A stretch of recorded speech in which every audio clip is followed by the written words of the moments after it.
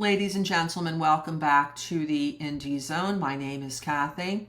There has been a major development with respect to the release of information from the Moscow Police Department's investigatory file. This is a video of an interview that was taken November 13th, 2022 at the Moscow Police Department with DM, one of the roommates at 1122 King Road. If you have not yet had an opportunity to review this evidence, it is located readily on the internet. You can obtain it simply by doing a YouTube search or a search on the internet in general, and it should bring it up for you to review.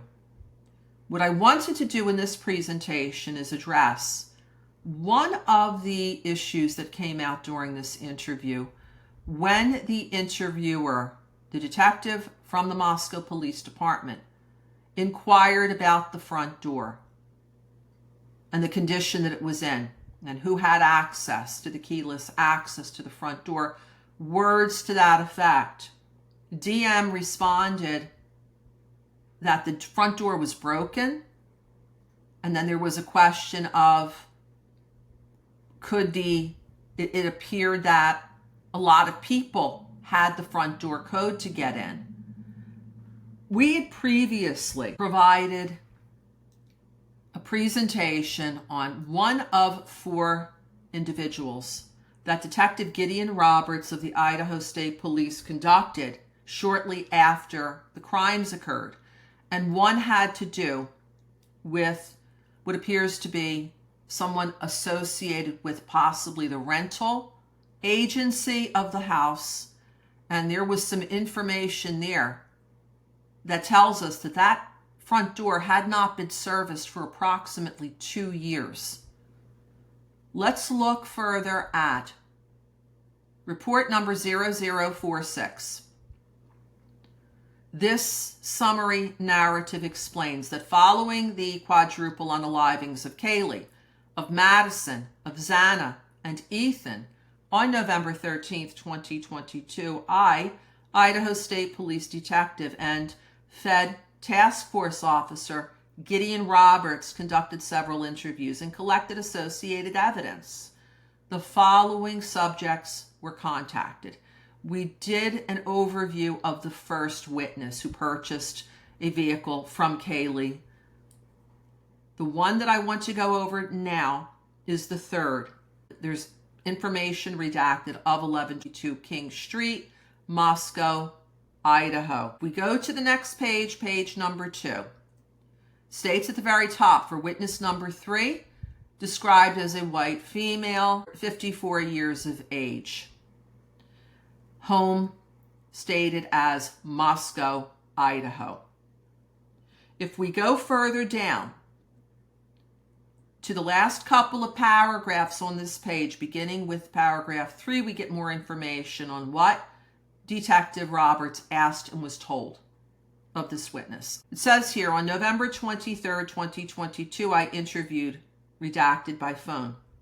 Redacted is the redacted for 1122 King Street, Moscow, Idaho.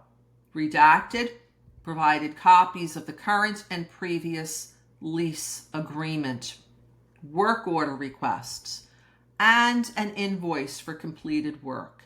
I forwarded the email and to be included in the case file. Redacted also provided the following information. Paragraph 3A. The lease listed Kaylee, Madison, Xana, and redacted as the lessees. The lease listed Kaylee, Madison, redacted, Xana, and redacted as the lessees of the residence from June 1st, 2022 to May 31st, 2022.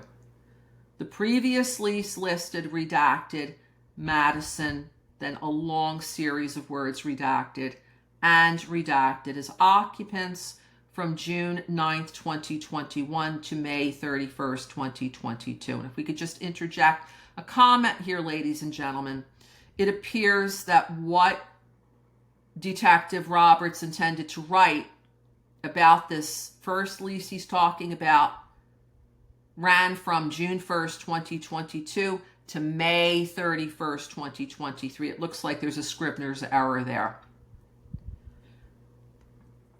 Next page, page number 3, paragraph B.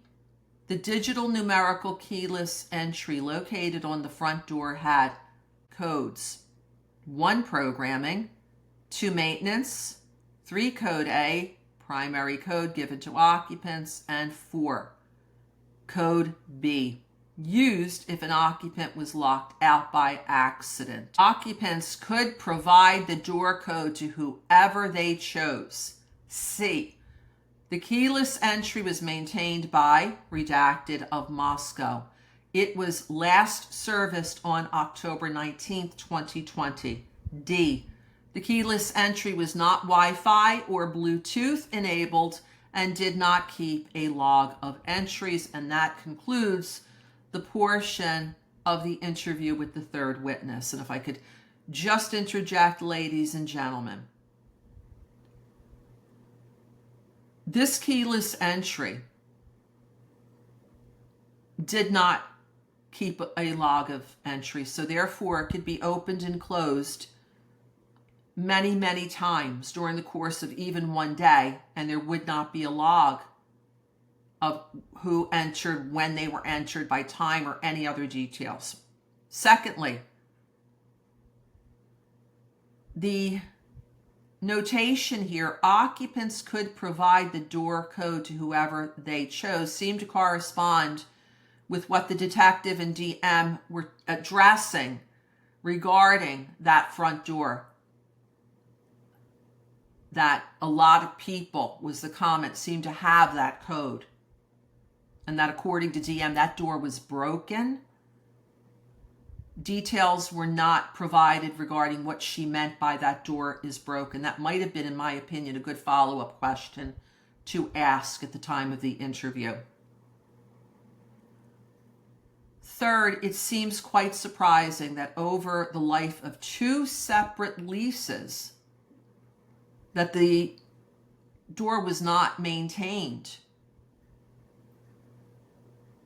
It appears here that there was maintenance to that front door during the time of the first lease that's addressed, page number 2, but not the second lease, which was when the occupants who were in that house, some of them, and in one case, a friend, Ethan, were at the house.